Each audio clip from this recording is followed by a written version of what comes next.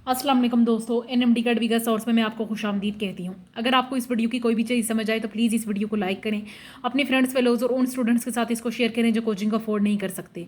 इसके साथ ही अगर आप हमारे चैनल पर नए हैं तो प्लीज़ हमारे चैनल को सब्सक्राइब कर दें, साथ ही बेल आइकन के बटन को प्रेस कर दें ताकि आपको हर नई आने वाली वीडियो का नोटिफिकेशन सबसे पहले मिले। आज जो टॉपिक आपसे डिस्कस करने जा रही हूँ ये बायोलॉजिकल मॉलिक्यूल्स में हम पॉलीसेक्राइड्स को डिस्कस कर चुके थे पहले। आज हम ओलिगोसेक्राइड्स को डिस्कस करेंगे। कार्बोहाइड्रेट्स का सेकंड पार्ट है ये। ओलिगोसेक्राइड्स को डिस्कस करेंगे। इसके बारे में लिखा है कि ये मोनोसेक्राइड्स का डेरिवेटिव होता है। ऐसे कार्बोहाइड्रेट्स अगर हम उनकी हाइड्रोलिसिस करवाएं यानी कि उनकी हाइड्रोलिसिस करवाते हैं तो हमें 2 से 10 तक मोनोसेक्राइड यूनिट्स मिले तो ओलिगोसेक्राइड्स होते हैं। पॉलीसेक्राइड्स के बारे में हमने ये पढ़ा था कि 10 से ज़्यादा हमारे पास अगर सेक्राइड यूनिट्स आती हैं तो वो पॉलीसेक्राइड्स थे, लेकिन 2 से 10 तक हमारे पास सेक्राइड यूनिट्स आती हैं तो वो ओलिगोसेक्राइड्स होते हैं। On the basis of the number of the saccharide units oligosaccharides are classified into, यानी ओलिगोसेक्राइड्स जो होते हैं उनके नंबर्स की बेसिस पे हम उन्हें डाइसेक्राइड, ट्राइसेक्राइड, टेट्रासेक्राइड में भी डिवाइड कर सकते हैं। तो सबसे पहले हम डाइसेक्राइड्स को डिस्कस करेंगे। डाइसेक्राइड्स के बारे में लिखा हुआ है कि अगर 2 मोनोसेक्राइड यूनिट्स कंबाइन हो तो हम इन्हें डाई कहते हैं। वैसे भी डाई का मतलब 2 होता है तो डाइसेक्राइड्स होता है। It is a kind of oligosaccharide. जाहिर सी बात है डाइसेक्राइड जो होता है वो ओलिगोसेक्राइड की टाइप है। डाइसेक्राइड्स के बारे में लिखा होता है कि less sweet in taste, less sweet होते हैं टेस्ट में और लेस सोल्यूबल इन वाटर, पानी में थोड़ा कम ही डिजोल्व होते हैं। They can be hydrolysed and give the monosaccharides. Monosaccharides दे सकते हैं, हाइड्रोलाइजेशन हो सकती है यहाँ पे, ये मोनोसेक्राइड्स को दे सकते हैं। एग्जाम्पल्स बताई जा रही है माल्टोज, लैक्टोज और सुक्रोज। और डाइसेक्राइड का जनरल फार्मूला बताया जा रहा है C12H22 और O11। याद रखिएगा डाइसेक्राइड का जनरल फार्मूला ये है तो सुक्रोज का फार्मूला भी यही होता है C12H22 एंड O11। सुक्रोज के बारे में लिखा हुआ है कि सुक्रोज को हम केन शुगर भी कहते हैं।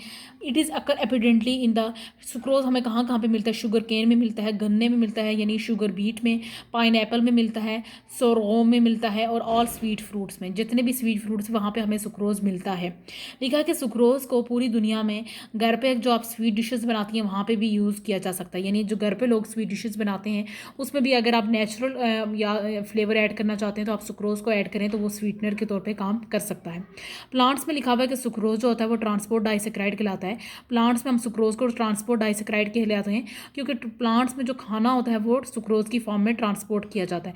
प्लांट्स में खाना स्टोर जो होता है वो स्टार्च की फॉर्म में किया जाता है और प्लांट्स में खाना जो होता है वो ट्रांसपोर्ट जो होता है वो सुक्रोज की फॉर्म में किया जाता है। सुक्रोज के बारे में लिखा हुआ कि it is very much soluble and can be therefore moved efficiently in high concentration in the plants. इसकी सोल्यूबिलिटी की वजह से ये हाई एफिशिएंटली मूव कर सकता है प्लांट्स की टॉप पोजिशंस तक भी। लिखा है कि it is also unreactive chemically. ये बात हम पहले भी पढ़ चुके हैं, जो चीज़ सोल्यूबल होती है वो अनरिएक्टिव होती है। फिर केमिस्ट्री में कई जगहों पे हमने ये पढ़ा है कि जो चीज़ सोल्यूबल होती है उसे हम अनरिएक्टिव भी कह सकते हैं। Upon hydrolysis sucrose yields a molecule of alpha glucose and a molecule of beta fructose. अगर हम सुक्रोज की हाइड्रोलिसिस करवाते हैं तो हमें अल्फा ग्लूकोज और बीटा फ्रुक्टोज मिलता है। इसका मतलब है कि सुक्रोज जो होता है वो सुक्रोज जो है वो ग्लूकोज और फ्रुक्टोज की कंडेंसेशन से मिलकर बना होता है। इस कंडेंसेशन रिएक्शन में ये होता है कि ग्लूकोज जो C1 ग्लूकोज मौजूद है वहाँ पे OH को रिमूव कर दिया जाता है और फ्रुक्टोज के C कार्बन नंबर 2 पे हम भी H ग्रुप को रिमूव करवा देते हैं तो वाटर मॉलिक्यूल हमारे पास बनता है और हमारे पास अल्फा 1,2 ग्लाइकोसिडिक लिंकेज बनता है। मैं आपको डायग्राम में इसको दिखाती हूँ। ये देखिए, ये है 6 रिंग स्ट्रक्चर हमारे पास ग्लूकोज का और ये हमारे पास 5 रिंग स्ट्रक्चर जो है ये फ्रुक्टोज का है। ग्लूकोज की कार्बन नंबर 1 पे आइए तो यहाँ पे हमने OH को रिमूव करवा दिया है और अगर हम फ्रुक्टोज के कार्बन नंबर 2 पे आइए तो यहाँ पे मैंने H को रिमूव करवा दिया है। OH और H रिमूव होकर वाटर बनाते हैं तो यहाँ पे आइए देखिए H और OH जहाँ से रिमूव हुआ था यहाँ पे जो है वो एक लिंकेज बन गया जिसे हम अल्फा 1,2 ग्लाइकोसिडिक लिंकेज कहते हैं। याद रखिएगा ग्लूकोज में नंबरिंग जो होता है वो इस साइड से स्टार्ट होता है 1 2 3 देन 4 देन 5 एंड देन 6, लेकिन फ्रुक्टोज में नंबरिंग इस साइड से स्टार्ट होता है इसलिए इसको हम कार्बन नंबर 2 कहते हैं। आगे हमारे पास लिखा है माल्टोज। माल्टोज के बारे में लिखा है कि इसे हम माल्ट शुगर भी कहते हैं। ये एक इंटरमीडिएट डाइसैक्राइड है जो स्टार्च और ग्लाइकोजन को तोड़ते वक्त प्रोड्यूस होता है। स्टार्च और ग्लाइकोजन को तोड़ते वक्त जो चीज़ प्रोड्यूस होती है एक इंटरमीडिएट, एक वक्ती तौर पर जो हमारे पास प्रोडक्ट बनता है उसे हम माल्टोज कहते हैं। माल्टोज कहाँ पर पाया जाता है? जर्मिनेटिंग सीड्स में पाया जाता है। ब्रूइंग इंडस्ट्री में हम माल्टोज को कैसे प्रोड्यूस कर सकते हैं?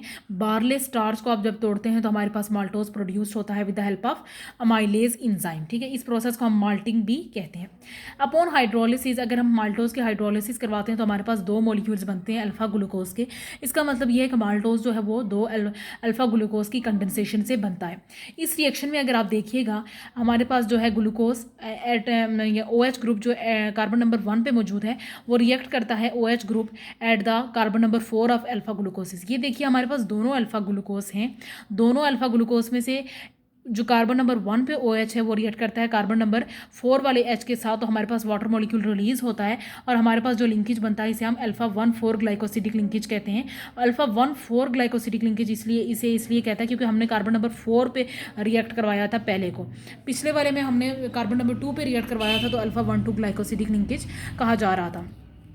हमारे पास है लैक्टोज। लैक्टोज के बारे में कहा जाता है कि इसे मिल्क शुगर भी कहते हैं क्योंकि ये मेमल्स के मिल्क में पाया जाता है।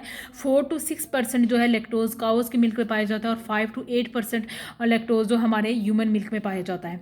देन लिखा कि it is also the by product in manufacture of cheese. Cheese को बनाने के लिए जो होता है ये बाई प्रोडक्ट के तौर पर भी काम करता है। हाइड्रोलिसिस पे लिखा हुआ है कि अगर हम लैक्टोज की हाइड्रोलिसिस करवाते हैं तो हमारे पास बीटा ग्लैक्टोज और बीटा ग्लूकोज बनता है। इसका मतलब यह है कि लैक्टोज जो है वो बीटा ग्लूकोज और बीटा ग्लैक्टोज की कंडेंसेशन से मिलकर बना हुआ है। इस रिएक्शन में आप देखेंगे कि बीटा ग्लैक्टोज का आपके पास यहाँ पे एक स्ट्रक्चर बना है। बीटा ग्लैक्टोज में जो कार्बन नंबर 1 पे OH है वो रिएक्ट करता है बीटा ग्लूकोज के कार्बन नंबर 4 वाले H के साथ, तो हमारे पास वाटर मॉलिक्यूल रिलीज होता है और बीटा 1,4 ग्लाइकोसिडिक लिंकेज बनता है क्योंकि यहाँ पे हमने 4 नंबर वाले कार्बन से रिमूव किया है, तो बीटा 1,4 ग्लाइकोसिडिक लिंकेज आपके पास बन जाता है। इसके साथ ही मैं अपनी वीडियो से इजाज़त लेना चाहूँगी। उम्मीद है आपको ये टॉपिक अच्छे से समझ आ गया है। फिर भी अगर आपको कोई चीज़ समझ नहीं आती तो आप उसे कमेंट सेक्शन में पूछ सकते हैं। अगली वीडियो तक मुझे इजाज़त दीजिएगा। अल्लाह हाफिज़।